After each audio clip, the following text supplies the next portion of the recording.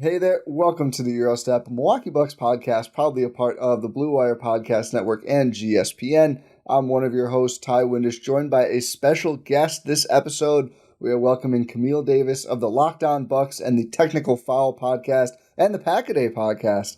Camille, thank you for squeezing us into your clearly very busy schedule. As you know, we're in Summer League, we're in NBA roster mode, and what are we, 6-7 weekends from football as well? So it's things are heating up here. Welcome to the show. I love it.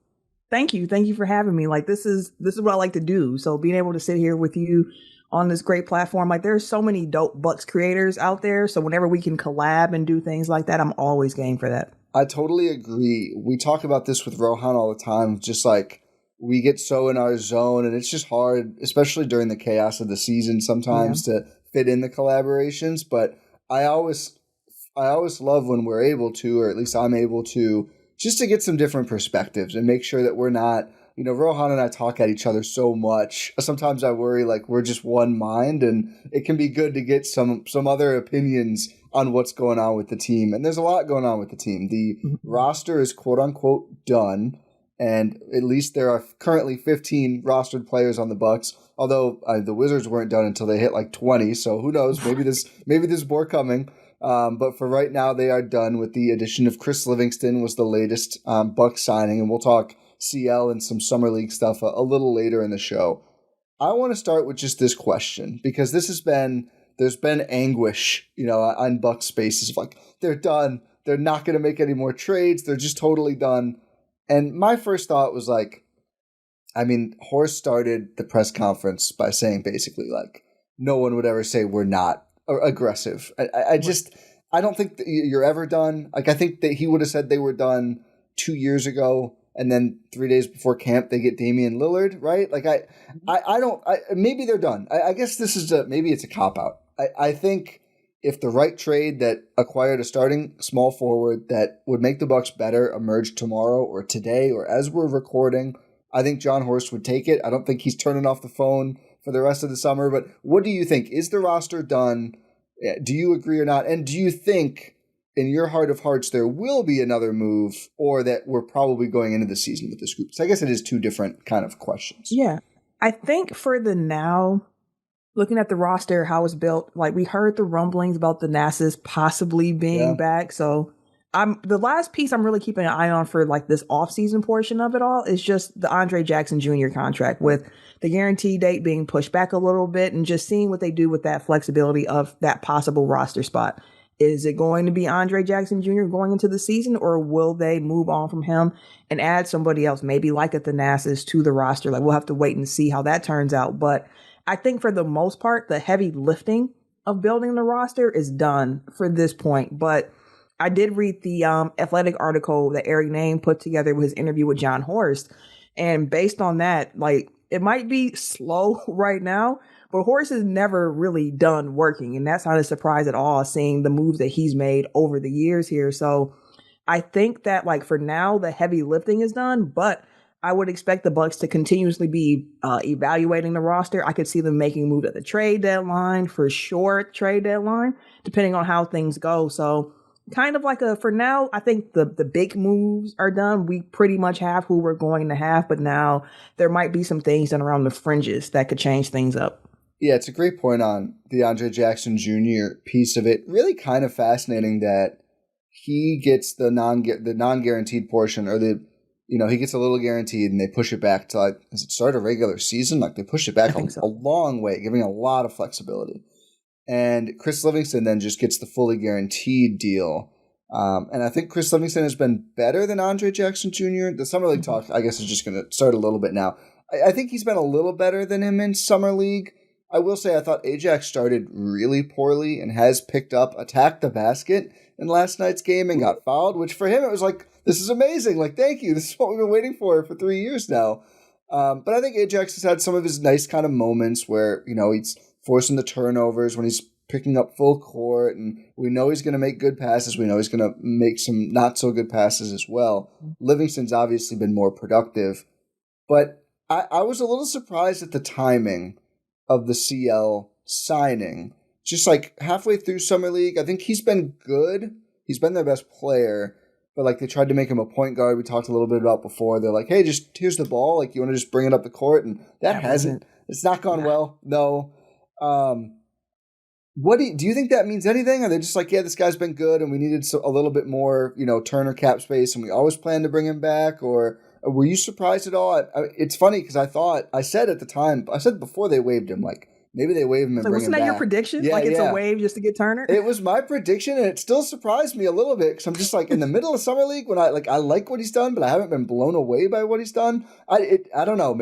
There's a lot of layers to it. Maybe it just doesn't. Maybe no one cares but me. But what were your thoughts on Livingston and the timing of, hey, we're just going to fill our 15th spot now halfway through Summer League or most of the way through Summer League? Yeah, I mean, it makes some sense to me, too, because as we know, Summer League, you're playing for a particular team, but the whole league is watching. Yeah. So you only have so much time if you see a guy performing well, like, hey, if we don't act, someone else could snatch him up really quickly and then we're SOL. Like it is what it is at this point here. And I think your point about them just trying Livingston at different positions, like we mentioned the point guard Livingston last year, he was playing like the 5 for the Summer League team. So they've put him in so many different types of positions to see like, what can you do? And I know when talking with Frank on Locked On Bucks about it, one thing he's asked about Livingston is like, well, what position is he? Yeah. What does he defend? Like, what is he? And I think at this point, when looking at the Bucks roster, I think now they're kind of just hoping like, let's get a wing. Yeah. Like just be a wing player. And that's the one area of the roster so far where I'm like, I feel like a little bit more work needs to be done at that small forward position, that wing position, because the Bucks could roll out some really like high shooting lineups with some guards playing up. Like AJ Green could play the 3 for sure, but AJ Green's also 6'4". It's nice to be able to throw out, the 6'7", 6'8" wing players that can go out there and just kind of have that body size to defend at a higher, just a different way. So that's been the piece. And Chris Livingston fits into that mold of a 6'8" guy who throughout Summer League has just looked a lot stronger than everyone else that he's out there on the court with. Like everything we've seen from Chris Livingston in Summer League is what you hope to see from a player entering his third year, which is like, you're like the best guy out here on this team right now. Like that's what you want to see. And there's still a lot for him to continue to grow in his game. That's the beauty of basketball. Like you can continue to evolve and he's still really young. Yeah. So getting him on board to see what happens, because honestly, the way that Doc Rivers plays too, I wouldn't be surprised if in training camp, like Chris Livingston is trying to get like the backup 3 spot. Like he's really competing for it. So yeah, I'm here for it. For the signing, the timing of it doesn't really. It was like, okay, I figured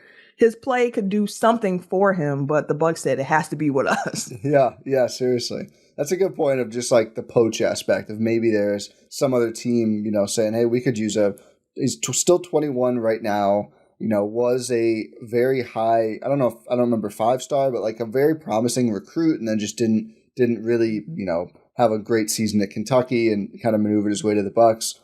Yeah, I think this ties nicely into what is this done roster look like in terms of a rotation around quote unquote point Giannis. And I'm glad you mentioned with Livingston of like, what is his position, which I think really in the NBA at this point means what do you defend? Like we are in positionless basketball to an extent, but you really can't start like 5 AJ Green sized guys. And no one's saying to do that, but you still need to be able to guard the various player types in the league. And I think that's where, even though Doc is basically literally saying, we're going to play Giannis at the point guard, that doesn't mean he's like starting at the 1 on the team and then it's him and a shooting guard and a small. So I think here's what we know, right? We know Giannis at the 4, Myles Turner at the 5. Feel very strong in that.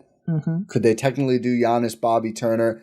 I mean, I just don't think that. I think Bobby's going to be your super sub. Yeah, I think we'll see those lineups, and like, I'm a little intrigued. Yeah, is Giannis to see it, but not to start. Like, let's not have a repeat of Taurean Prince as a 2, where it's like we're just being jumbo to be jumbo. It's not working. I couldn't agree more. And although let's end with the 3 because that's the most interesting one. So that part is like great, and really I think the front court in general, Giannis and Turner, Portis and Sims, awesome. No notes. That's perfect.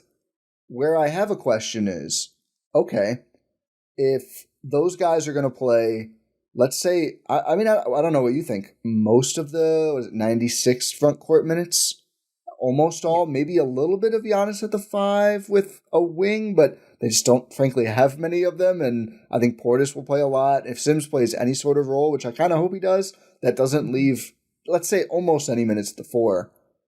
Where is Kyle Kuzma then becomes the question. Are you forced to be jumbo again? But, okay, the 1, again, feel good about it. Kind of like 3 guys for 2 spots, but Kevin Porter Jr., Ryan Rollins, Cole Anthony. 3 players I can believe in. 3 young players with a lot of with upside. Maybe not a lot of upside in every case.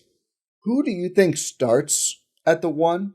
And do you think we'll see all 3 of those players in the rotation? Because I would be a little surprised if we didn't see all of them at least start as rotation guys. And I just don't think you're going to play 3 true point guards only at the 1.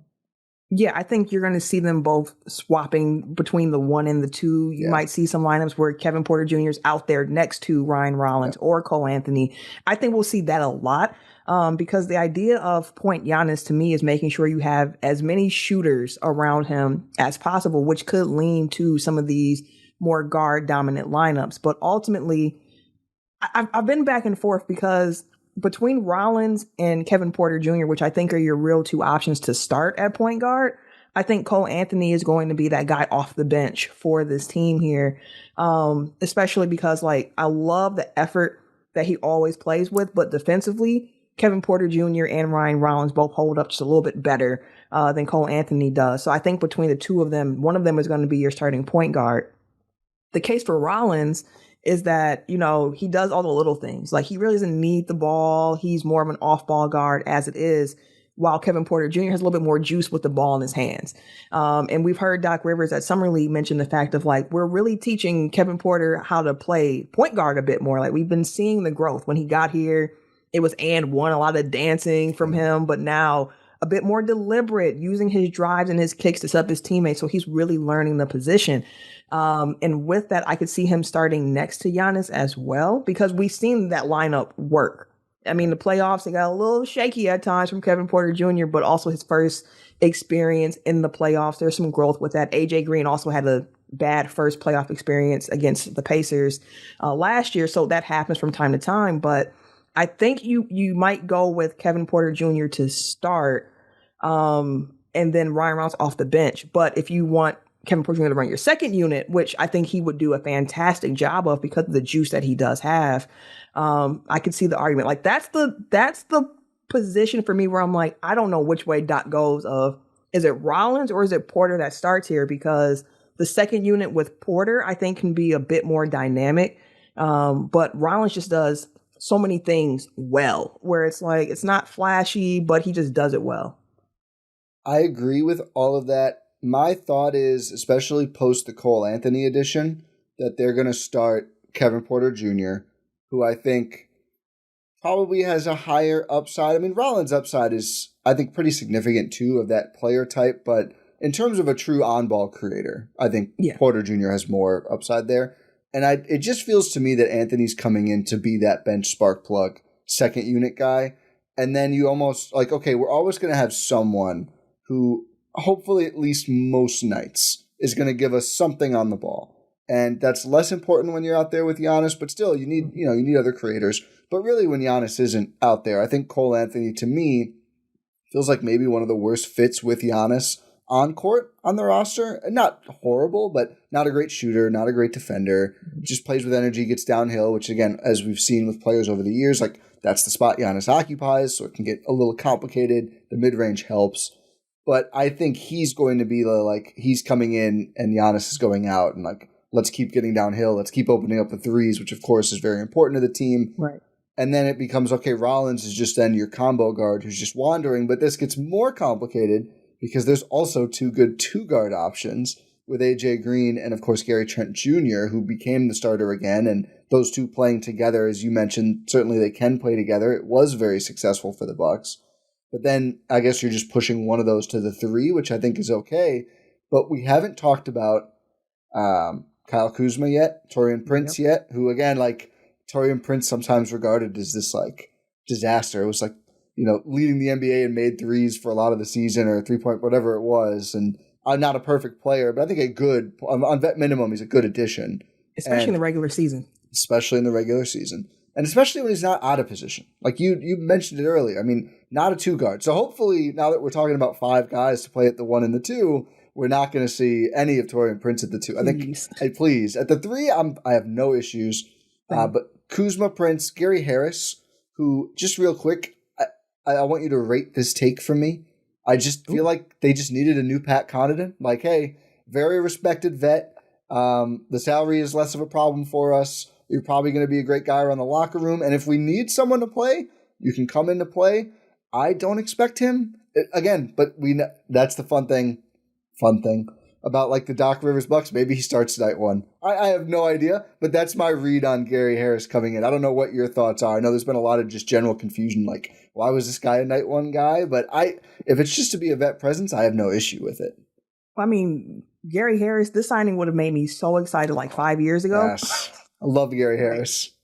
Like, I would have been like off the chains, like, yes, we got Gary Harris. But at this point, I think he is more of like that break glass in case of emergency type of vet on your team. And that's one thing I heard about Cole Anthony as well. I reached out to the host of Locked On Magic of just like, what can you say about Cole Anthony? And he mentioned like the personality, like he's a great teammate. When he got moved from the starting lineup to the bench, he was cheering everyone on. He is a great culture setter. And Gary Harris seems like he comes from that same mold as well. So just having those kind of guys in your rotation, in your locker room can go a long way. So I think when you're talking about like that guard rotation, I do think Harris is the one that's on the outside looking in of like, kind of like how DeLon Wright was supposed to be for the Bucks last year. It just didn't work out in actual practice. But I think that's the role that Gary Harris is kind of stepping into this year. So let's do what you would want to see first, and then we can talk about what we think Doc and the Bucks do. What would and I know this is a difficult question. The roster was just finalized, and it is like, I don't think there's one answer at this point where it's like, that's the perfect answer. I don't think there's an obvious one. Who would you start? So again, the front court is easy, but unless you're going to shock the world and say, actually, I think Jericho Sims over Myles Turner. But your Bucks starting 5 based on what we got right now for the roster. Right now, I would go Kevin Porter Jr., Gary Trent Jr., AJ Green, Giannis, and Myles Turner, with Kuzma being the first 3 off the bench. Like, bring Kuz in with Bobby Portis and Ryan Rollins, and you see what that looks like there. The Kuz piece of all of this, that's the hard part, right? Because you get the idea of Kyle Kuzma, and all last year after the Bucks made the trade for him, I was like, it's a lot of hope associated with this move of, we hope that Kyle Kuzma's 3-point percentage will go up, having better shot quality playing next to Giannis. We hope that he's able to use his size and his length defensively for this team. We hope that he can come and do all these things. And some of the things that they were hoping that Kyle Kuzma could do, he hasn't done consistently in his career yet. And he's 28, 29 years old at this point. So he kind of is who he is, but this is an off season where at least now he knows what's expected of him. He mentioned when he first got to the team of like, my conditioning is not where I need it to be to play the role I need to play on this team as a guy really going after it defensively. Like in Washington, I didn't have to do all that. So like, I have to get myself in better shape. So I think for Kuz, coming off the bench is probably the best fit for him on this current roster, unless this offseason he has done something. And when the season hits, he's shooting, 38% from 3 or something like that. But otherwise, like, I think he has to come off the bench. I think the lineup you said is the one I would like to see the most. Porter, Green, Trent, whichever order, Giannis, Turner. And I that just to me feels like almost like a best of both worlds, where you still have your drop big, but you're way more athletic than any Lopez lineup last season. No disrespect to him, but 38 years old and just a behemoth. And the shooting is just so there. I mean, even if I look at Kevin Porter Jr. and it's like, is streaky. I think that the number with the Bucks, I wouldn't expect that 3-point percentage again this season. It'd be great if it happened. And then I think he would certainly be the starter all year. We'll see. But it can shoot. And if he's the worst non-Giannis 3-point shooter, I think you're in a good place. The Kuzma question is the big one. If you look at this roster and just like erase his name from the roster, he just disappears. No trade, just he just decides he's not going to. Jonas Valanciunas, like Greece gives him an offer. I don't know, something like that. Then suddenly you're just like, okay, so you got the 3-point guards, but one of them plays the 2. You got the 2 guards, but one of them plays the 3. Let's say you start AJ, Taurean Prince is your backup 3. You have your 4s, you have your 5s. Easy. Like, I think that's it. There's not a lot of controversy. Andre Jackson Jr. gets shut out, unfortunately, but that's nothing new. We saw that last season. With Kuzma, it's like, okay, now you're to 11 guys who I think they think they should play, if that makes sense. And I guess Prince is the one that would be potentially left out of your rotation, which I don't think is unfair. I guess, I don't know. Maybe Taurean Prince is like, I love Darvin Ham. I want to stay with this team. I had a good time in Milwaukee. My opportunities will be there. I'll take advantage of them. That's the question I think I'm most fascinated in is if they play 10 and maybe Doc plays 11, maybe he goes full Rick Carlisle and takes that lesson. Which of all of those players doesn't play? Because you can go from the bottom up, like Tyler Smith, sorry, buddy, it's not happening this year. Chris Livingston, fun summer league. I don't think so. We'll see. Andre Jackson Jr. Gary Harris. Gary Harris. Am I forgetting one player now? Oh, no, because we have 11. Yeah, 4 and 11. Exactly. So that's what I'm like, okay, that's the thing I'm thinking about the most lately. I think I would do the same starters as you. I think they will start Kevin Porter Jr. or maybe Rollins, but probably Kevin Porter Jr., Trent, Kuzma, Giannis, Turner. I don't know if they want to give up on the Kuzma yet. And the thing, I think it would work better than the lineup you mentioned of Dame or KPJ, Prince, Kuzma, Giannis, Lopez, because they weren't fast enough and the spacing was much worse. And I think Brooke shot a good percentage, but I just don't think teams feared it the same because he wasn't really going to attack off the dribble, and he wasn't as good of a shooter as Turner has been in recent years. So maybe like with a little more athleticism and a little more spacing, but I wouldn't advocate for them doing that by any means. Do you think the shot is the most important thing for Kuzma? Or do you think if he can bring that defensive consistency where, like, I think a game against the he guarded Luka well against the Lakers it was. Yeah, he did. Like that, like, okay, like maybe he can just focus on that and it's okay if he's not a shooter. Like, if you had to pick one thing to be quote unquote like fixed or great for a skill for Kuzma next year to fit on this Bucks team, what would you prioritize? Ooh, that's a tough one because he was coming into, like you mentioned, the defense has been a piece of his game for me that was kind of like, oh, you can do a little bit more than what I thought because he does have good positional size. But when you're building a team around Giannis, it is so important to have that shooting around him because it unlocks the floor in so many different ways. Like you set yourself up to get some wide open looks and you also give Giannis enough space to operate because the defense has to respect what you can do, which is why like you look at the Bucks draft history the last couple of years here and you're looking at Bogey and you're like really undeveloped, but like he has the offense part. Like he can space the floor, which next to Giannis, you want Tyler Smith. He can space the floor, although Summer League has not been kind for the shooting. Oh my goodness. Of Tyler Smith. But hey, keep shooting it. Keep shooting it, Smitty. If you hear this, keep shooting. But for Kuz, I think it would have to be the shooting if he's playing next to Giannis primarily. But if they're looking at Kuz more as like a super sub, then that defense becomes, I think, even more important there because the minutes he's sharing on court with Giannis aren't as great.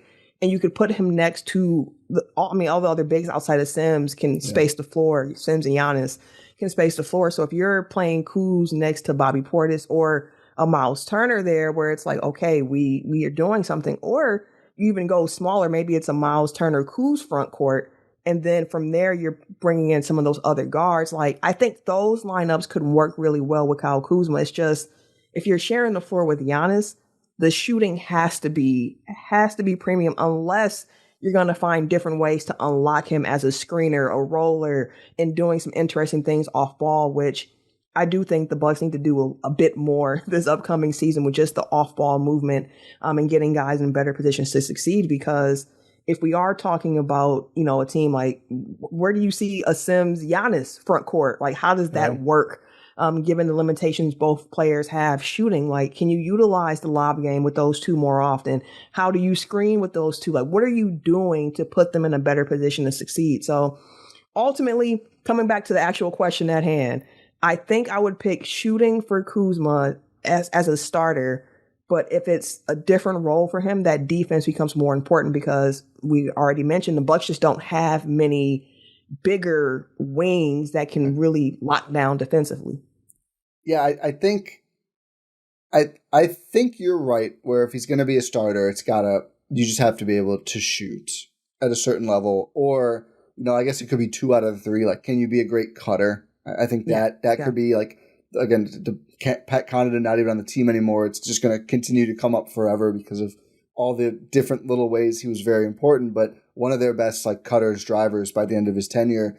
And Kuzma would like have those moments where he gets there, and then his rim finishing also was weirdly not good as a Buck. I think worse than it had been previously. And like some open ones that's just like, okay, you just expect that to fall when you're 6'9" and get into the rim. Like you just are going to need those. So I think you're right. I think if you could do any 2 of next season consistently, the shooting, the defense, and then just like cutting or getting to the rim, driving or cutting, and finishing there, I think it would work at least well enough to where you're not like, okay, we either have to move this guy or not play this guy, which is where we got very fast in the playoffs.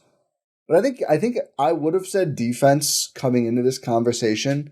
But the more I think, as you were speaking, and I'm thinking about what were their best lineups last year, especially post-Dame, the lineup data will tell you even when Dame was playing, these were the best lineups. It's like either Rollins or KPJ, the 2 shooting guards, Giannis and Portis. And it is just like that's maximum space. And that, especially in this Point Giannis world, that is what they need. I don't know if it's negotiable. I think he could play a little bit with Sims. It's obviously not going to be a big part of their lineups. I mean, they invested heavily in 2 stretch bigs, I think, clearly with that in mind. On that note, as I'm sure, the wheels have been turning on Point Giannis. I mean, as you know, he talked about this after Game 5 of Indiana, like, and they obviously did it. Like, no one was shocked to hear, like, oh, they're going to put the ball in Giannis's hands. Well, yeah, of course, I think they're, no disrespect to any of them, but when we're debating Cole Anthony, Kevin Porter Jr., or Ryan Rollins, and you have Giannis on the team, I think Giannis is going to have the ball quite often. But is there anything in addition to just like shooting that you're thinking about of this is going to be important as we lean more into, Point Giannis, which again, he's still realistically playing 4 or 5 on defense, but the ball is in his hands a lot going forward in terms of like skills or just lineups or players who are going to be important? Because I do think it is a sea change from like the last 2 or 3 eras of Bucks basketball we've watched. Yeah, so I actually yesterday went back to watch the first game that made me think like maybe Giannis could be the point forward that Coach Jason Kidd keeps talking about. And that was Kobe's last game in Milwaukee, which was like February 2016. So quite some time ago. Seeing some of the guys on the roster at that time made me like laugh or like randomly cheer. Yeah, I was like, we got a moose sighting out here, y'all. Greg Monroe. Like the game changed so quickly from needing a back to the basket big, but that's not the conversation right now. When thinking about it, because the Bucks have invested somewhat of building a roster that is suitable for Giannis to play with the ball in his hands. It just hasn't been the commitment of this is the primary way that we are going to play. So ideally, I think in that situation, you can look to Denver as well with another team with a big that's really initiating the offense, because look at Denver's roster outside of Jamal Murray, who some might even argue is really a combo guard. He's just smaller. So it is what it is. But they have never really invested in like a point guard to play next to Jokic because they know the ball is going to be in his hand. And what you value more in that situation is the combo guard, who could lead if need be if your main guy's off the floor, but ultimately can play off the ball really, really well. And I think that's what the Bucks have to continue to try to build into, which is why like all the conversations like, oh, the Bucks should get Chris Paul and this and this and that. I'm like, honestly, the way that this room is constructed with how they want to play, I think this room makes perfect sense for a Point Giannis lineup. You have guys who could create a little bit with the ball in their hand in Gary Trent Jr. and Kevin Porter Jr. You have the shooters with AJ Green. You have Cole Anthony who can come and light it up a little bit if you need to. The catch and shoot threes have to come a little bit further for him, but I believe from the corners he's pretty decent there. So at least you have that to build on. Like, you have to have that. I think the Bucks need to increase their 3-point frequency. So again, having value in guys who can really put it up, fill it up, which is why a Taurean Prince coming back, I'm like, yeah, I can see that. Like, he got a lot of open looks. He knocked them down.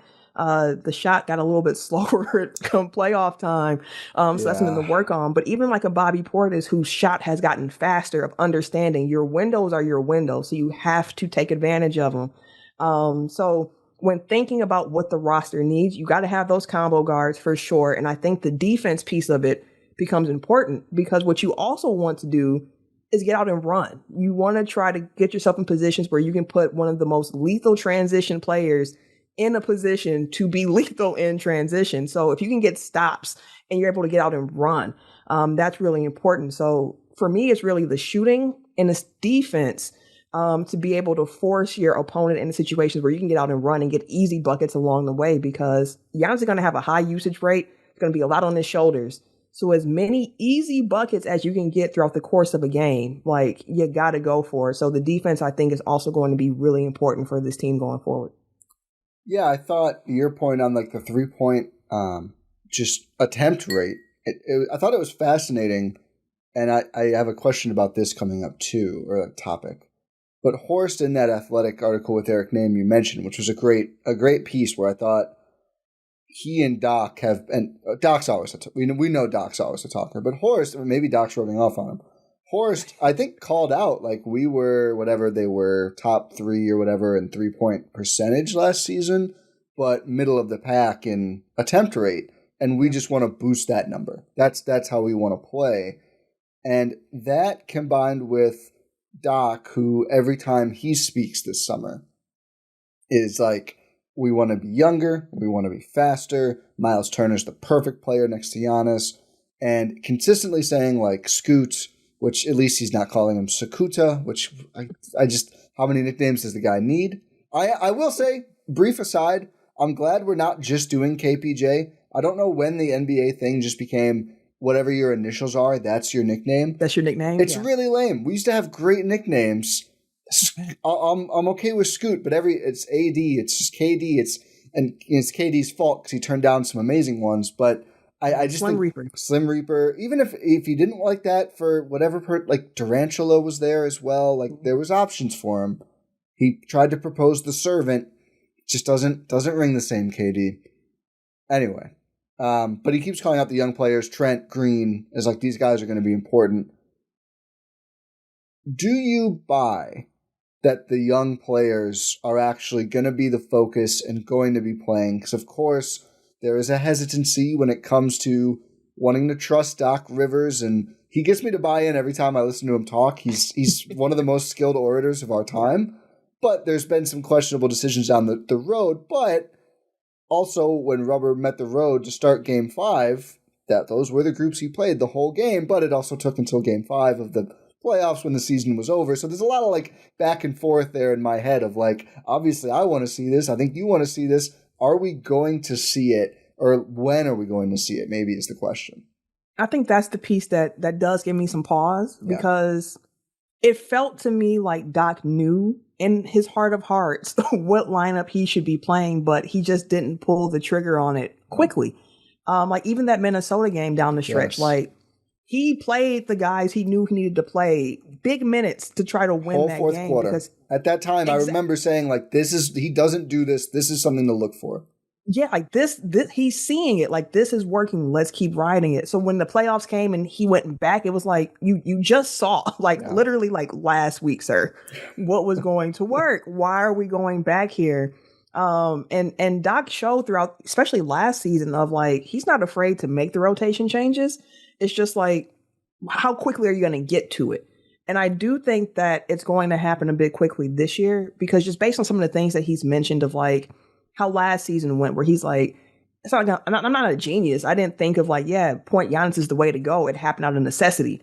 And I thought it was kind of crazy at first, which made me laugh because, again, Jason Kidd said he's a point guard years ago. Right. But alas. But I do think that he understands now the way forward. And I think anybody who watched this playoffs and how everything unfolded, you really saw like one, depth can be important, but being youthful, playing with the pace is so important. So I think come training camp, I think he's going to give the vets an opportunity like, hey, if you can go out here and prove and show that you are better than these younger guys behind you, we're going to roll with you to see how that goes. But again, if you start slipping, you know you got these young guys behind you who are desperate to get on the floor to take these minutes. So it is what it is. But ultimately, I think that he has learned a little bit of that lesson from how last year went up. I think I need to start with these younger guys being the primary focus. And if something goes wrong or they get outplayed, then I make a move. I think that's where I'm at too. I think I agree on everything except I do think, and I would love to be wrong, which usually is not the case. I do think we're going to see someone starting at the 3 that people don't like, whether it's Kuzma or Prince.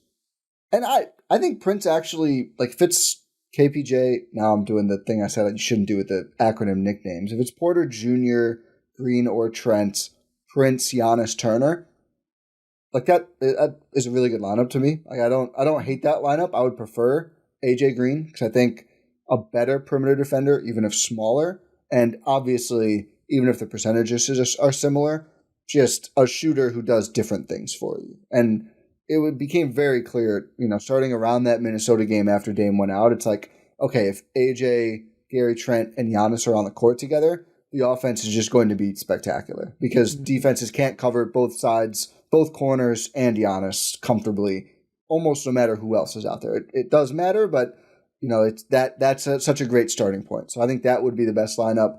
With Prince still, though, it's like, you don't want to leave the 47% three-point shooter open in the corner either. It's just, does he get the shot up fast enough? But we'll see. I would love to be wrong. And, game 1, it's Kevin Porter Jr., Trent, Prince, Giannis, Turner. I want to talk more about Turner because I feel like too much of the conversation to this point has been Milwaukee's insane. What is the cap going to look like in 2028? And all of this other stuff. And I did find it funny, the reaction of Phoenix doing the same thing. So different. And they didn't add anything. It's just like, we get out of the tax, which is great because we're not going to be any good. Although we leverage all of our assets for this team. And great, you got Malawach, who I think is going to be a fine player. This is the team now. Just going forward, this is it. And it's like, they had to do that. They had to get rid of, and they didn't like his vibes. It's like, they didn't like his vibes. He could play. He averaged 17 on nearly 50, 40, 90 last year, and they got rid of one of the isolation scorers that made him such a bad fit. And they're just like, we hate this guy. We're just going to get rid of this guy, actually. I guess they did add Jalen Green back, too. And the Bucks is getting rid of a guy who won't play. It seems like the consensus is probably just won't play this year at all. Maybe very late in the year in Dame. And then next year, we'll see. I mean, I'm rooting for him. I've said, and I still believe, he'll get to be the best possible version of himself given this circumstance. We just don't know what that player is going to look like at that point in time coming back from this injury. So, and it's continue to be it's now $111 million in dead money.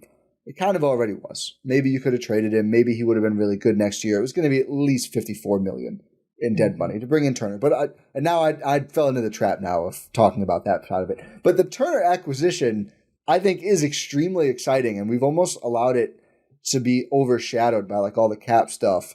But if you just put that aside and look on court, how excited are you to watch these two play together? And is there one thing in particular that you're like, that part of the Turner-Giannis front court is going to really stand out from what we've seen in years past, even though they've had skilled shooting bigs out there with him? Yeah, I think for me, the Turner fit, I get how some other pundits can look at the move and not quite understand all of that for Myles Turner. But as we've talked about already, I think the type of big you need next to Giannis is so particular that if you can find one on the market a couple months younger than Giannis is at that, so they can continue to grow together, you have to pounce an opportunity because there just aren't many bigs that can knock down threes and give you rim protection at a high level. So, like, I think Myles Turner is a valuable big for almost any team in the league, but when you put him next to Giannis, it's even more valuable because of how much it helps to unlock Giannis's game as well. And as we mentioned, a lot of the things that the Bucks are doing this offseason of building their team, it's like we've seen them look for these types of players before. We've seen them prioritize shooting bigs next to Giannis. That's part of why the Brook Lopez partnership was, such a great one for so many years. But last year, even though I still do think Brook Lopez got some undue hate from Bucks fans, but you can't watch him play and also not admit like a step is gone. Yeah. Like, and the game is becoming more perimeter focused. Whenever he's drug out to the perimeter, you're just kind of hoping and praying like maybe the offensive player kind of makes a mistake here and attacks at the wrong angle or whatever the case may be. And I think that's the piece of Myles Turner that gets me excited of like, he's still more Brook Lopez than Jericho Sims at this point, but he's able to move a bit better than Brook Lopez does. So just the ability to close out on the shooter to at least kind of stay in front on the perimeter is going to be at a higher level than what Brook Lopez at the age of 37 was able to give you. But you're still getting the shooting. You're still getting rim protection. You can still play a lot of the same ways that you did before. But I also think it opens the door for you to do some things a little differently if you want to with Myles Turner being there. And that's the piece of it for me where you have the comfort of knowing what you like and being able to do that, but also the ability to do something different. And I think that's the piece of Myles Turner that gets me the most excited outside of the fact that him and Giannis are like the same age. So like at least they'll continue to grow while they're both on the roster together. Yeah, I was listening to an unnamed Ringer podcast that said, oh, maybe the Pacers let him go because he's declining. He's 29 years old. Like, declines are, and Giannis is apparently 33, according to some of these outlets too. So the declines happen really fast in Milwaukee and really slow in other markets, it seems.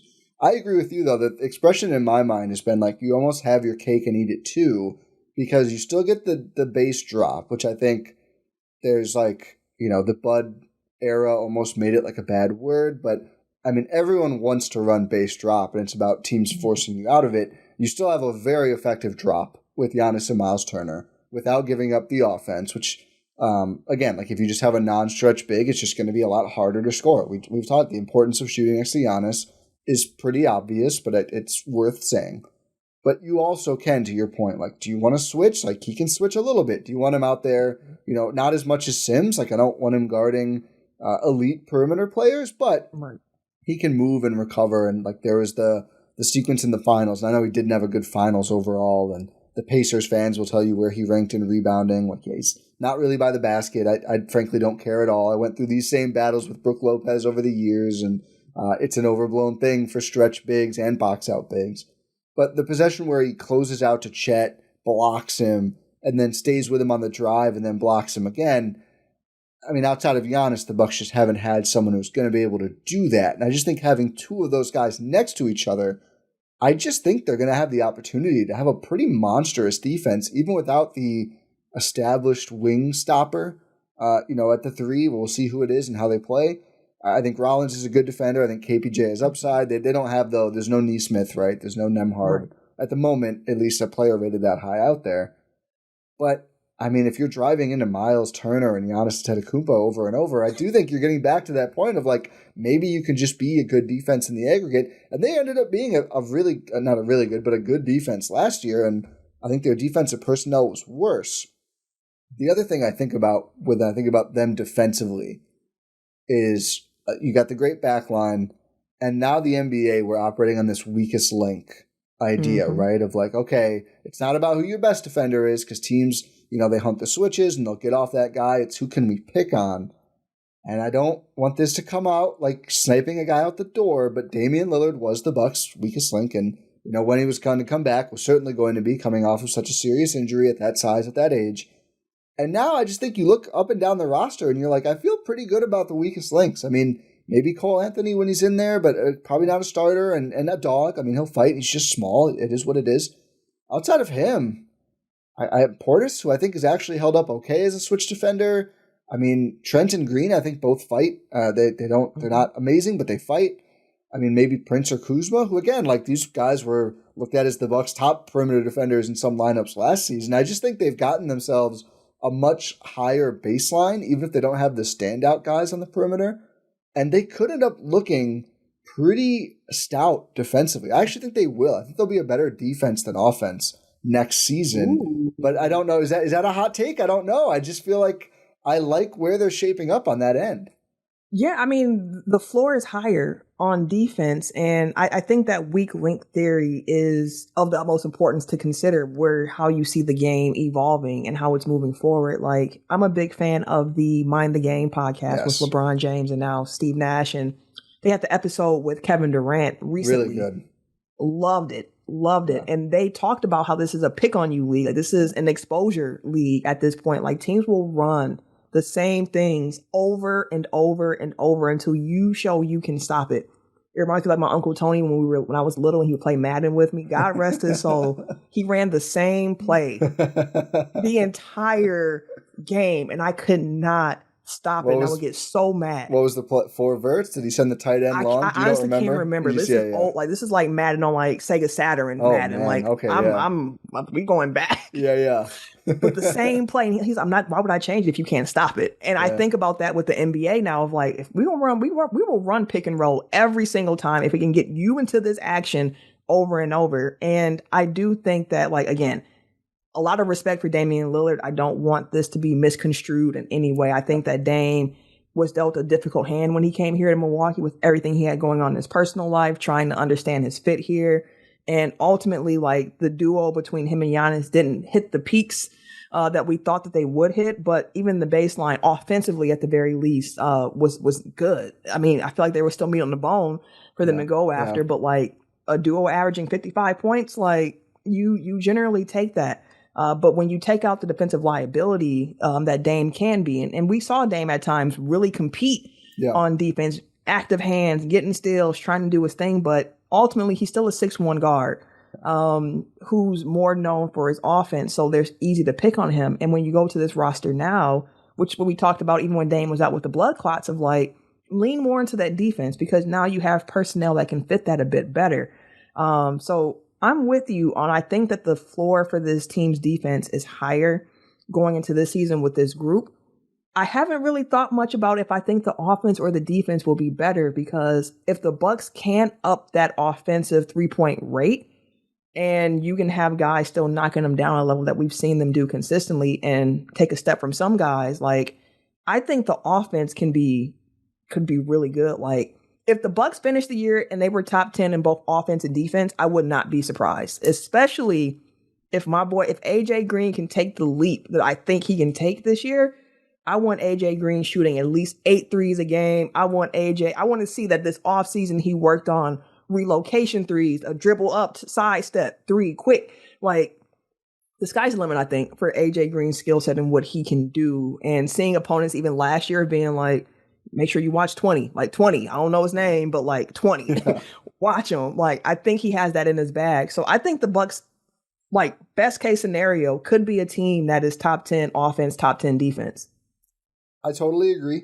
My other take is I think they will have home court next season. I earnestly believe that. They won 48 games last year, and it was kind of a mess. Like, I just think they're younger. They're more fit for the league this year. I mean, there's a lot of things that could happen, but I'm pretty high on like what they're actually doing right now if they lean into the things we hope they lean into. The AJ point is a good one. I was actually going to do a quick fire question and ask you, what young guy do you think is going to like pop or, be the upcoming scorer? With him, I want to see, and he does. We had him on the show like 2 years ago, and he's like, I work on like weird arm angles, like so I can always get the shot off. Like, he's in the lab working on threes. Like, it's like he looks at 3-point shooting, I think, like us plebeians would look at like the whole game of basketball. Like, there's offense and there's defense and there's passing. He's like, there's movement threes and relocation and this hand, and not different hands, but this angle, that angle, whatever. I want to see him cut more. I think that's the obvious comp here, and for multiple reasons. But Duncan Robinson bursts onto the scene, shoots a ton of threes, which was good. I mean, it really helped the Miami Heat. And then for a minute there, it was like, oh, the contract's an albatross. He's not a great defender. And then he kind of had that strong bounce back probably about 2 seasons ago.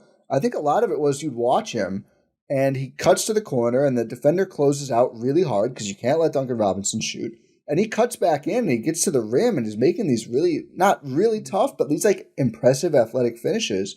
And I think Duncan's probably a little faster than AJ is, but it's like, oh, if you can utilize your gravity the other way and then, run back, you can lose the defender. And I think it really opened up a lot for his game and kind of earned him back to being able to play more and be more of a featured piece.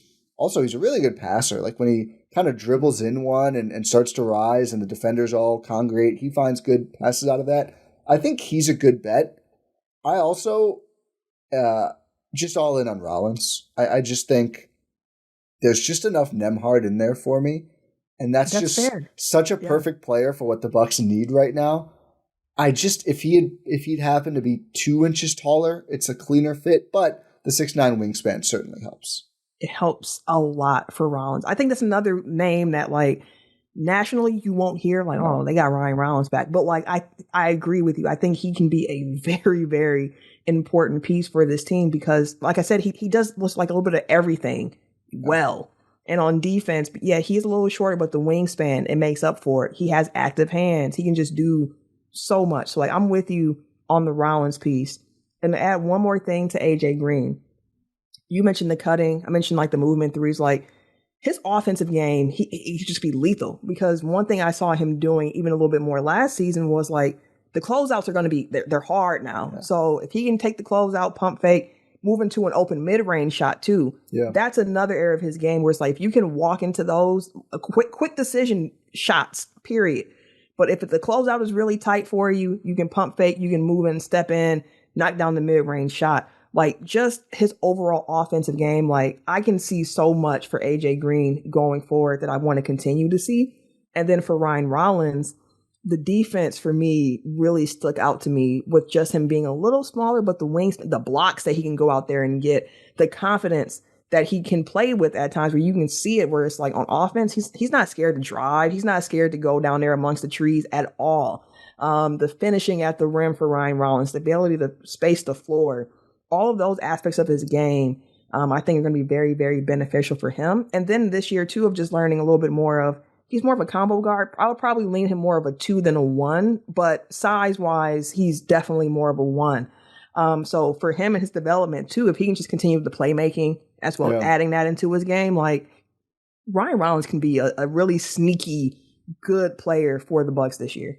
Yeah, I think they're 1 and 2 especially, and you can count some of the guys as threes, but that talent is being totally overlooked in the national. It's like, okay, they have Giannis and Myles Turner and nothing else. It's like, well, there's not like that other star player you're used to seeing them have, at least established star player. That's probably going a little too hot. But those guys are good. Some of those players, and Gary Trent too, like never getting mentioned.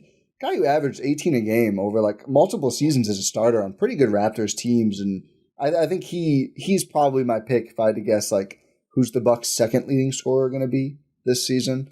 I think it may end up being a lot of guys who are around like that 12 to 14, 15 range, but this question of like, oh, Myles Turner's got to be your second leading scorer. I don't think he does. He's maybe your second best player, but I think there's a lot of offensive guys who can chip in.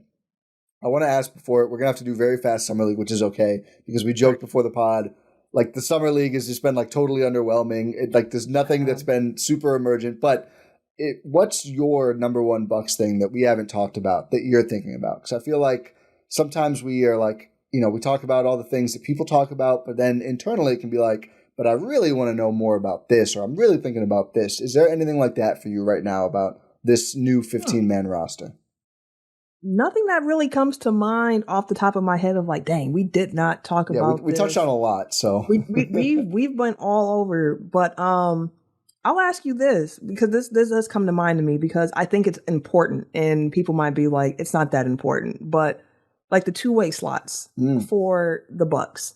And we spent time just now talking about Ryan Rollins and AJ Green, two guys who got to their full roster spots through the two-way spots and growing with the team, learning, developing.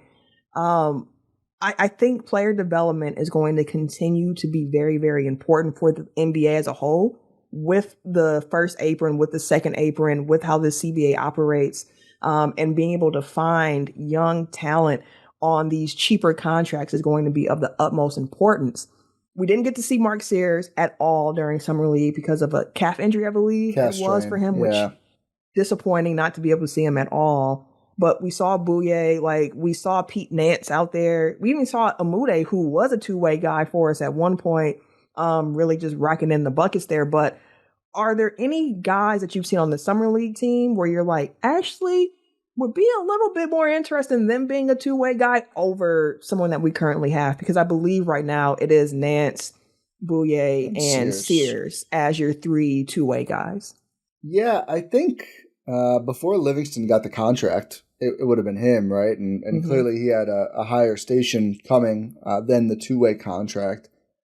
I don't know, and that's been the disappointing thing about the Summer League, as we joked before, of like, Cormac Ryan has the great first game, and I jokingly, at least semi-jokingly, was like, babe, wake up, new AJ Green just dropped on Twitter, and that has aged very poorly since then.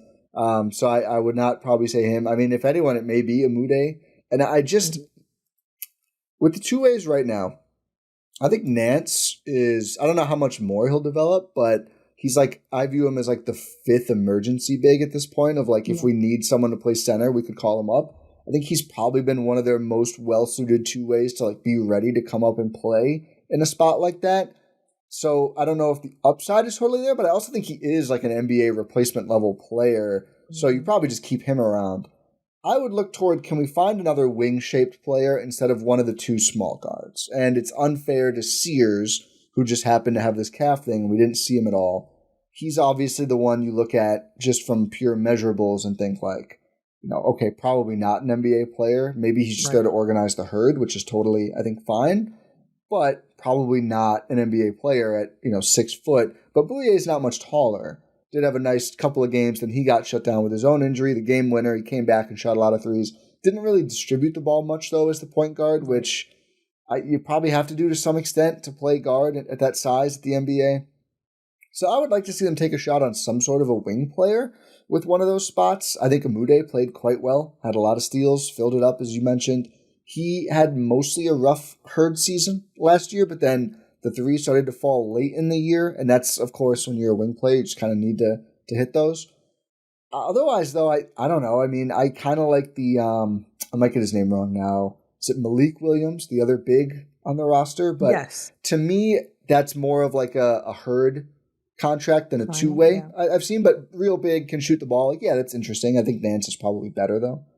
But I would like a wing, maybe even from outside of the Summer League team. Is there anyone I'm missing that has stood out to you where you're like, oh, I'd like to see more of that? I mean, I guess the other one is Markovic, who not from his play, but just like from the scouting profile. He's picked it up a little bit, but has not, I don't think has knocked anybody's socks off to this point. Yeah, he's someone I was very big on. Like, just bring the rookie over, let him be on the team, let him grow. But I think another year overseas probably would do him well. I do wonder what's going to happen with some of the younger guys who were cut or released from their team so far that have not been picked up yet. Of like, at this point, are you looking for a two-way? Like, what is your pathway to get back to a main roster spot?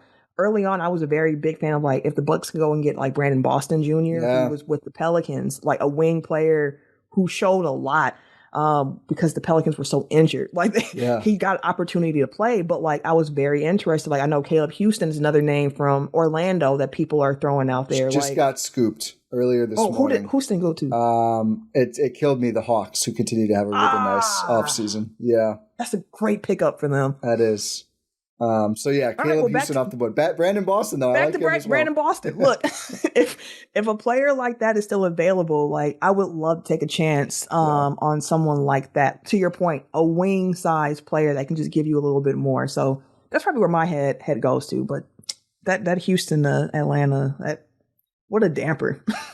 I know. It's been a bummer. I'm just scrolling through quickly because I just saw the new Mark Stein dropped and seeing if Bucks are mentioned at all. It's mostly Kuminga stuff, which I feel bad for these restricted free agents because they are just totally stuck.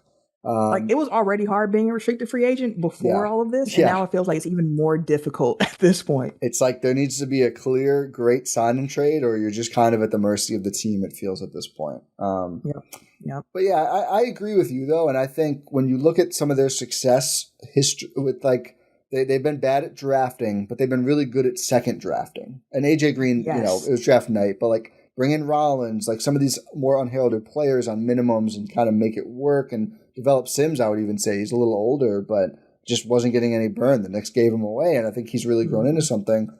I would prefer at this point, if at least one of those three spots, they kind of just go try an outsider, because I don't think any of these players have impressed enough, and I wouldn't want to have two small guards on two ways. That's just, you know, maybe they're like two good players. We just haven't really seen Sears. I'd like to see him. I think, you know, he's obviously a very proven college player, but I would like to go, like, can we find that? And maybe Umude is the best one. He was a Pistons cast off, but like Rollins, like, there's some draft pedigree. Like, he was drafted. It just didn't work out for, like, him in particular. You dig into it, and, like, really poorly timed injuries. The Target thing, of course, with Washington, but really it was injuries in Golden State. He never really got to play.